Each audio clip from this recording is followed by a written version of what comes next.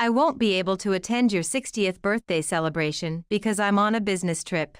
Then I don't consider you family. Don't bother coming back. You're getting a divorce. My mother-in-law decides such things on her own. Well then, I'll do just as she wishes. I decided not to come back. Then, my mother-in-law kept calling me desperately. Please, come back home right now. My name is Tracy, I'm a 30-year-old office worker. My husband Joey and I have been married for 3 years. It's been that long, but honestly, I didn't think our marriage would last this long. I met my husband through work, as he frequently visited my company for business. His earnestness in sales was truly impressive. I admired his sincerity towards his work, and every time I saw him, he would greet me properly, which made me think he was a nice person. One day, I happened to go to a bar with a coworker and ran into him. We ended up drinking together and exchanged contact information, which led to meals and outings. After dating for about a year, he proposed, and we decided to get married. It was an unexpected progression that brought us closer and led us to marriage, which felt like fate. At our wedding, many colleagues and friends from both our workplaces attended, making it a memorable and wonderful ceremony. The early days of married life were truly enjoyable. However, concerns started to arise, particularly involving my mother-in-law. I had felt this way since we greeted her for our marriage, as she seemed overly attentive to my husband. Joey is really excellent. He was good at studies during his student days and is very competent at work now. He's truly a son to be proud of. Mom, that's embarrassing.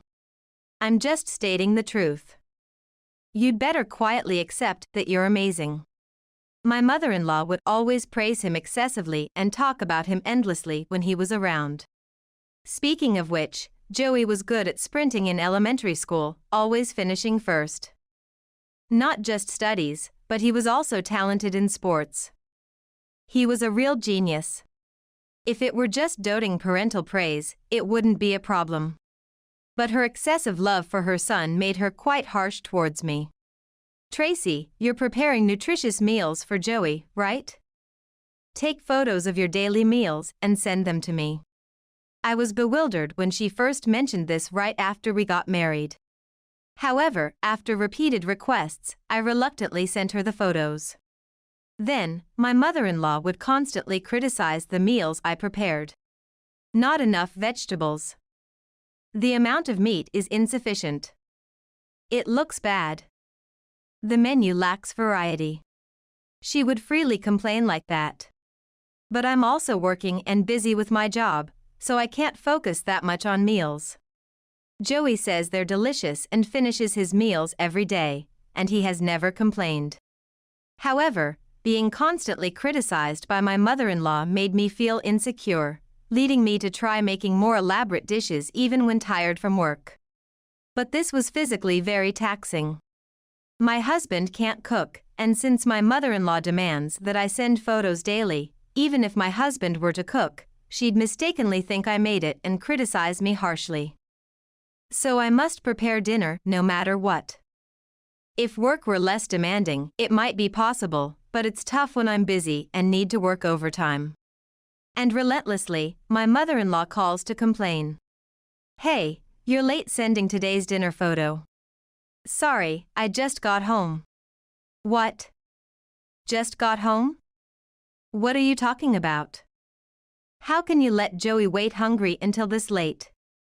Unbelievable. What have you been doing? I was at work, overtime. Don't lie. You must have been out having fun. No.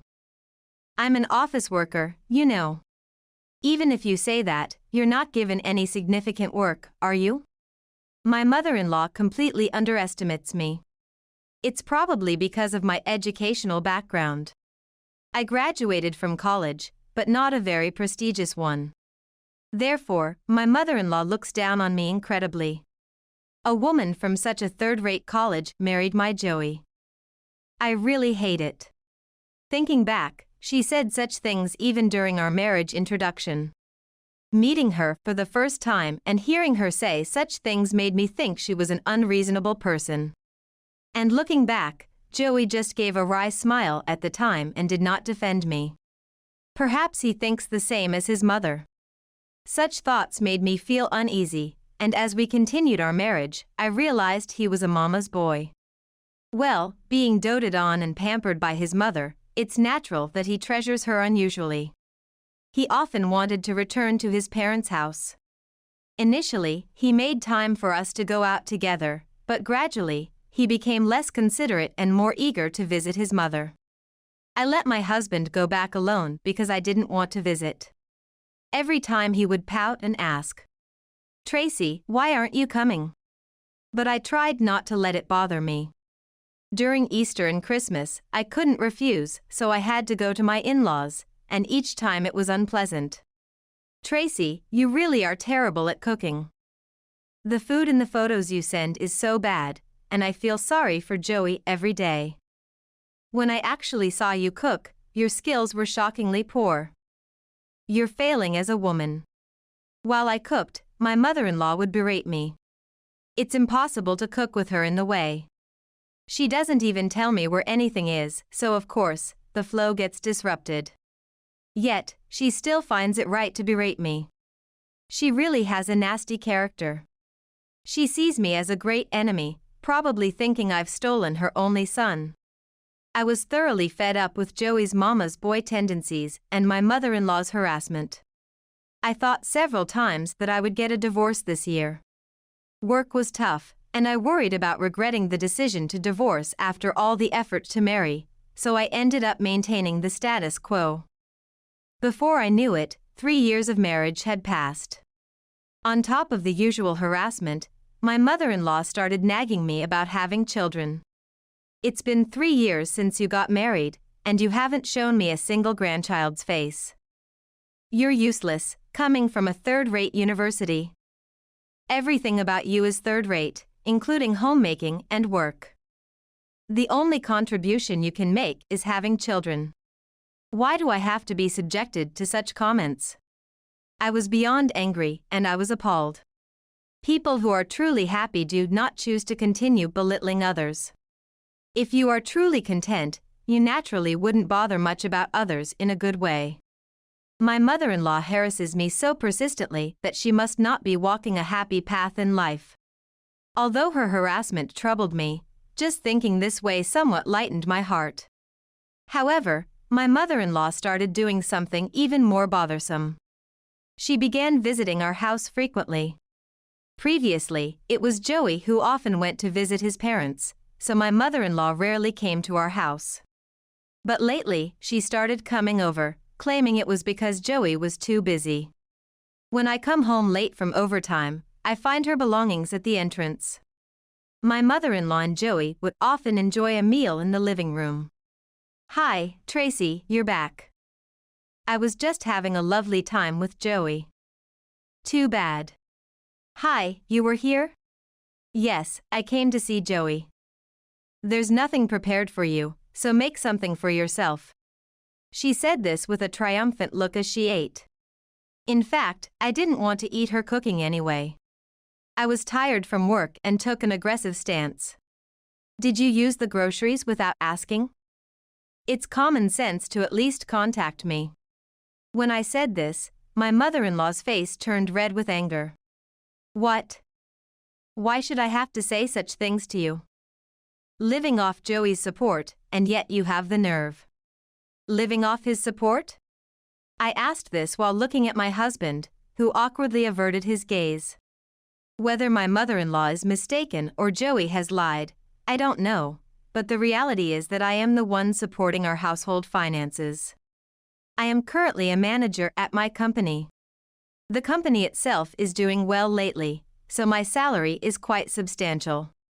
On the other hand, despite his high academic credentials, Joey is unable to climb the corporate ladder due to the surplus of elites at his company. He is constantly overtaken by his younger colleagues, and has now been a sidetracked employee. His salary has been decreasing yearly, and it is now about half of mine. So, practically, I am the one sustaining our household. Unaware of this, my mother-in-law continues to berate me. That's right. You're in the position of asking him to marry you. How can you be so insolent? You're truly hopeless.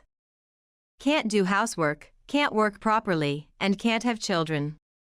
It's just a series of can'ts. Who knows when Joey might leave you? I looked at Joey, who continued to look uncomfortable.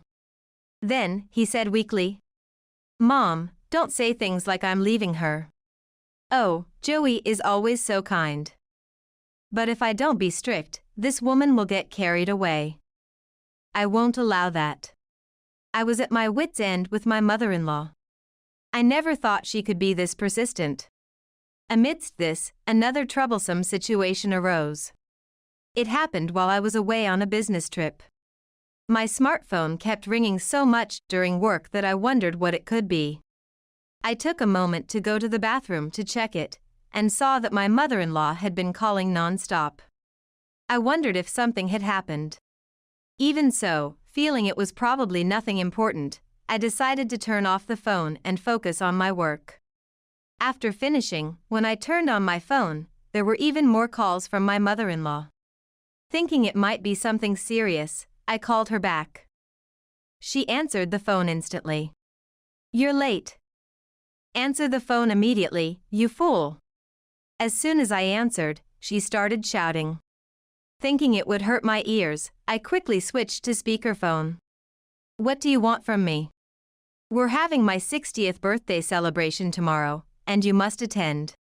"What? Your 60th birthday?" I regretted calling back.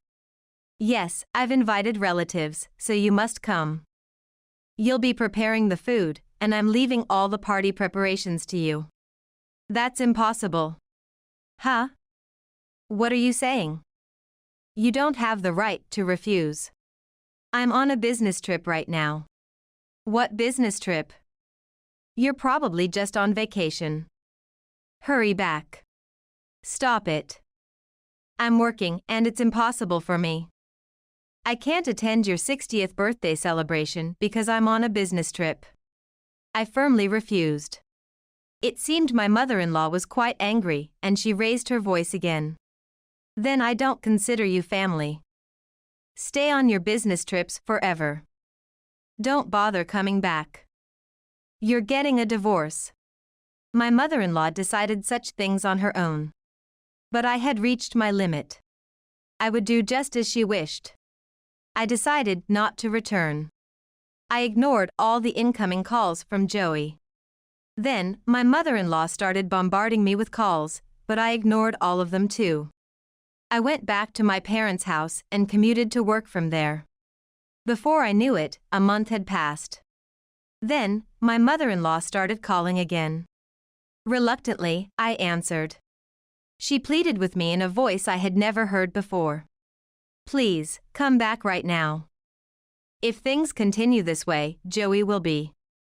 My mother-in-law was in a panic, understandably, since Joey's salary alone couldn't cover the rent for their house.